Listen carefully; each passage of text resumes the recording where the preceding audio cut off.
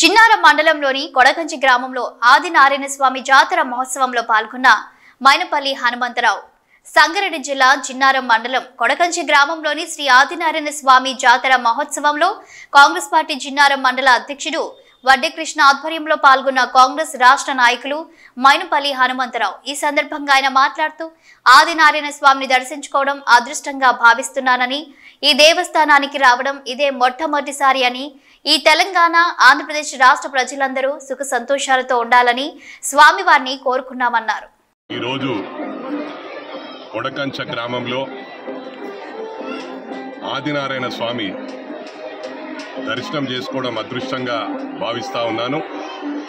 This entire credit goes to మా senior నాయకులు కాంగ్రెస్ నాయకులు కృష్ణ గారికి పోతుంది। ఎందుకంటే వారు ఇన్వైట్ చేయడం జరిగింది। ఇది చాలా పురాతనమైన గుడి, ఒక చరిత్ర ఉంది ఈ గుడికి।